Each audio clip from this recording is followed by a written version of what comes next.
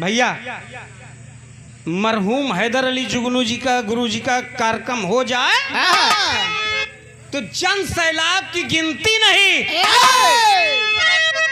हम लोगों ने देखा है एक पीएम का आना और उस्ताद हैदर अली जुगनू जी का गाना से भी अधिक लोग इकट्ठा हो जाते थे बाबू।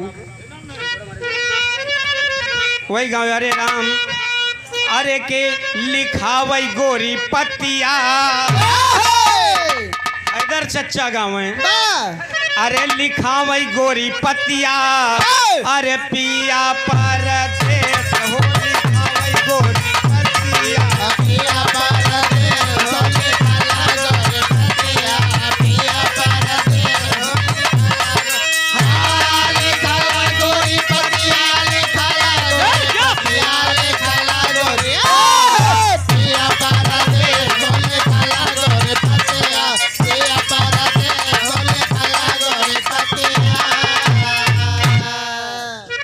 ई हमरे स्वर्गीय मरहूम जनाब हैदर अली जुगनू जी के बाबूजी झटका रहे और तमाम चीज गावे।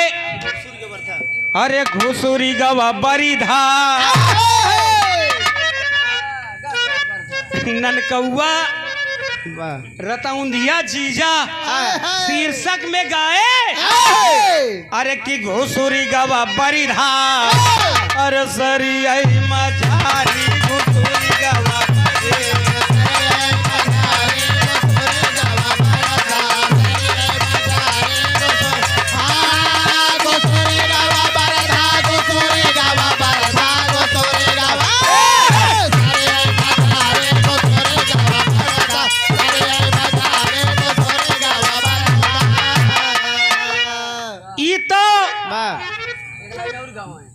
तो में ना जइहा हम बताओ थी ना हैदर चचा जी के हो गई। अब लहरी चचा जिस समय खड़े हो जाए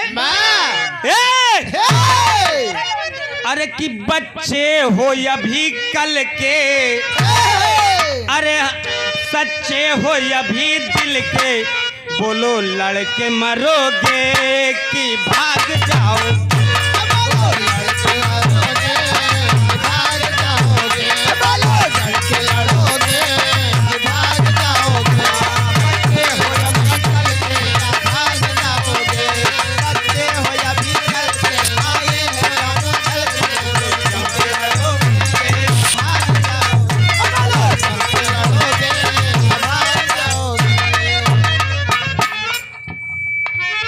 ए बाबू। बहुत सुंदर बिरहा मान्य रुचि यादव जी से सुना गया।